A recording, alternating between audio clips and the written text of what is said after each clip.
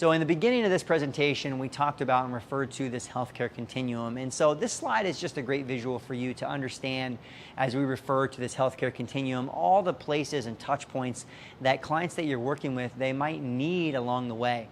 All right, whether it is, from a medical emergency standpoint, working with hospitals, if it's a surgery standpoint, injury, rehabilitation standpoint, and just understanding where we fit into this. Now, I think beyond just the information that's on this slide, I think one of the biggest takeaways that you can start to think about now is how do I start to build relationships with people who are in different sections of this continuum along the way. Because not only as we talk business and we talk training and later materials and chapters, it's going to be a great way to get clients and referral sources, but you always want to be a resource for your clients. So for you to have great individuals to be able to recommend and send your clients to, it's only going to help serve other aspects of their life, their health and fitness that we're not really trained to help with. But overall, knowing we do play an essential part in this allied health continuum of clients' wellness.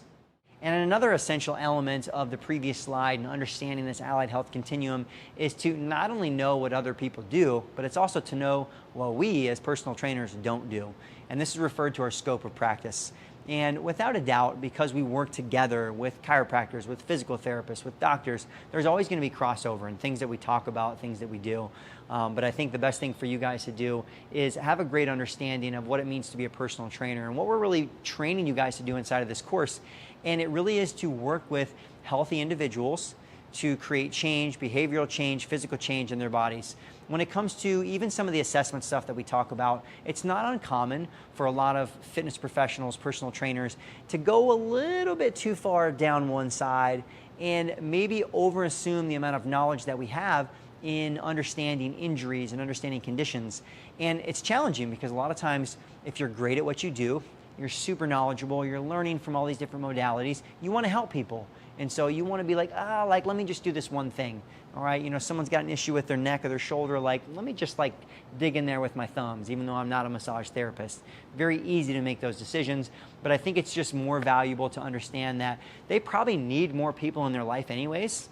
You may only see them 2 or 3 hours in a week. They may only be able to afford seeing you 2 or 3 hours in a week, but they still might need help other days. And so I think the benefit of not approaching training from a scarcity mindset, but from an abundance mindset is that, you're better off connecting them with other really great professionals in these other areas of the industry. And then you can just really focus on being great at what you do versus trying to solve all the problems for clients. We've all been there. I've definitely done it. And I know for myself, I wasn't probably providing as great of service as they could have got from someone else anyways. And then you also just want to be thinking about your liability when it comes to scope of practice. The massage piece would be a great example.